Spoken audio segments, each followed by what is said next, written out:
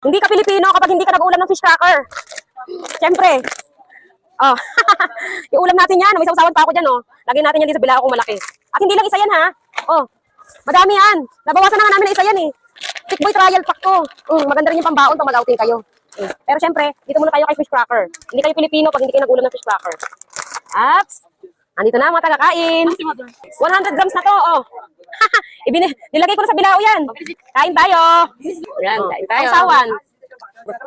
Ano? Masarap na kasi yung ulam. Oh, sausawan. Suka.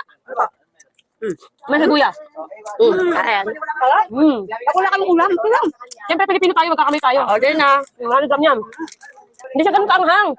Tama-tama lang yung ulam talaga siya. Hindi ako mahilig sa maanghang pero napakain ako nito. Sarap. Okay lang, ikat ko na lang yan. Ito. Hindi man, masarap ko isang sa suka. Naman hindi siya maalat.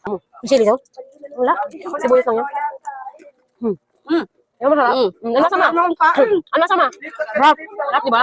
Masarap yung ulam. Akala ko maanghang ka na pula. Wala na kong kain, ha? Kung Pilipino, kakakain ka ng fish cracker.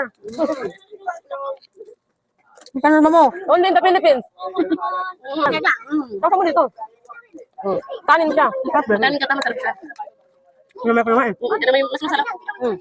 Wala sa? Sabi mo sa kanila. Masarap. Masarap. Di ba? Bawal sa'yo ito niya. Buong mag-anak na to. Pag nagtatayaan mo, Masarap yung fish cracker. Masarap, tikman nyo. Masarap yung ulam. Oh, di ba? Sausawan natin, oh. Oh. Masarap na may suka. Oo, pagkapawisan yan.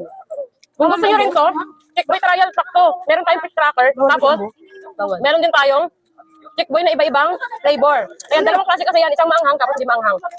Andyan yung link, lalagay ko na lang.